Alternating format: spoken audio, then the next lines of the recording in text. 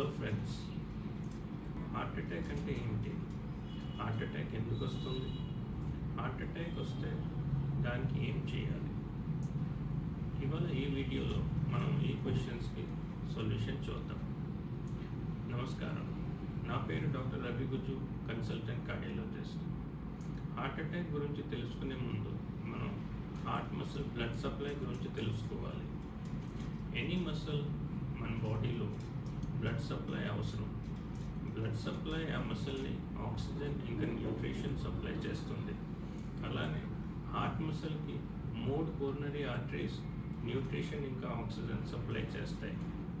ఈ కోర్నరీ ఆర్టరీస్ని మనం LAD or left anterior descending coronary artery, రెండోది LCX or left coronary circumflex artery, మూడోది RCA or right coronary artery అంటాం. ఈ బ్లడ్ వెసల్స్ మన హార్ట్ మసిల్కి ఆక్సిజన్ ఇంకా న్యూట్రిషన్ సప్లై చేస్తాయి. ఈ బ్లడ్ వెసల్స్లో కొలెస్ట్రాల్ ప్లాక్స్ ఉంటాయి. హార్ట్ అటాక్ వచ్చేటప్పుడు ఈ కొలెస్ట్రాల్ ప్లాక్స్ రప్చర్ అవుతాయి. రప్చర్ అయ్యాక మనకి బ్లడ్ క్లాట్ అయ్యి బ్లడ్ వెసల్ బ్లాక్ అయ్యి కింద హార్ట్ మసిల్కి బ్లడ్ సప్లై ఆగుతుంది.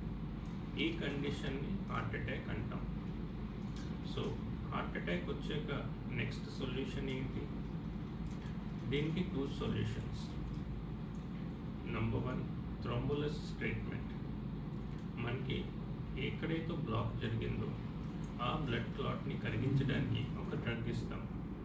సో డ్రగ్ ద్వారా కరిగించే క్లాట్ని మనం థ్రోంబోలిసిస్ ట్రీట్మెంట్ అంటాం. థ్రోంబోలిసిస్ జరిగాక కింద హార్ట్ మసిల్కి బ్లడ్ సప్లై రిస్టోర్ అవుతుంది, చెస్ట్ పెయిన్ తగ్గుతుంది. Second, angioplasty. యాంజియోప్లాస్టీలో మనం బ్లాక్ ఉన్న చోట స్టెంట్ పెట్టి బ్లాక్ని క్లియర్ చేసి బ్లడ్ ఫ్లో రిస్టోర్ చేస్తాం. ఈ ప్రాసెస్లో కూడా చెస్ట్ పెయిన్ తగ్గుతుంది.